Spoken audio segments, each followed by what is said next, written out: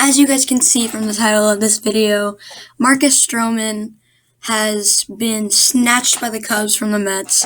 And honestly, as the offseason went on, you could kind of see this happening where the Mets didn't prioritize Stroman. And they brought in Max Scherzer, Starling Marte, all those other guys that they brought in, but they didn't target Marcus Stroman. And he even went out and said that they weren't worried about him anymore.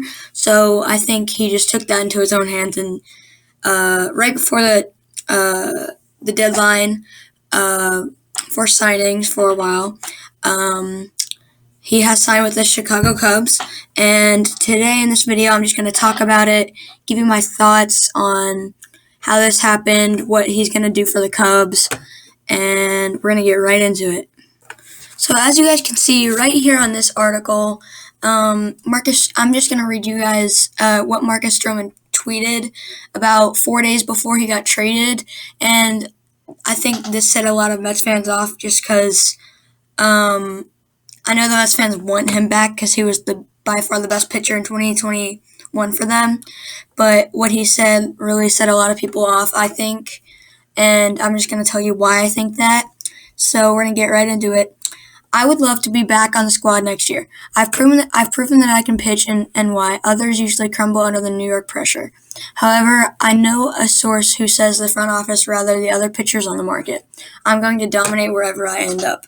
Basically, what Marcus Stroman is saying right there is that the Mets aren't. This is about 4 days before he signed, just so you know. 4 days. And already he's like, the Mets aren't going to try to get me back because they're prioritizing other guys. And this got me thinking because I think this was right around the time, maybe a day after this, Max Scherzer signed with the Mets. And it got me thinking because I know the Mets wanted Marcus Stroman back, but I think he made it clear with this post that he was not coming back just because of his preferences and that the Mets are not getting him, are not prioritizing him right now. And I totally understand that decision. This guy just got paid, I think it was 3 years, $70 million or something like that. So it was a big money bag. But he didn't feel that the Mets were prioritizing him. So I think that's a big reason that Marcus Stroman ended up signing with the Cubs. So now I'm going to get into how this is going to affect the Cubs and as a team overall. So as you guys can see from this tweet from Jeff Passan right here, it says Marcus Stroman has signed a 3-year, $71 million contract with the Chicago Cubs that includes an opt-out after the second season, sources tell ESPN. He'll make $25 million in 2022, $25 million in 2023, and $21 million in 2024. It includes $2 million escalators for 160 innings pitched in 22 and 23. So that all but confirms that he's leaving the Mets. And basically, I do want to talk about a couple of things that I know Marcus Stroman will bring to make the Cubs team better.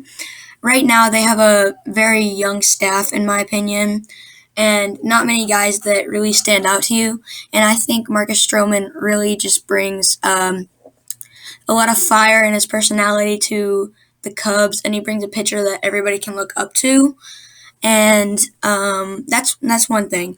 The second thing I think is that the Cubs can start building around Marcus Stroman. Like I said with Marcus Semien and Corey Seager with the Rangers, they can start building around Marcus Stroman again to try to build a different dynasty this time. You know, they lost their dynasty this season, in my opinion, after losing Rizzo, Bryant, and Baez. But now they can start a new one, I think, around Marcus Stroman.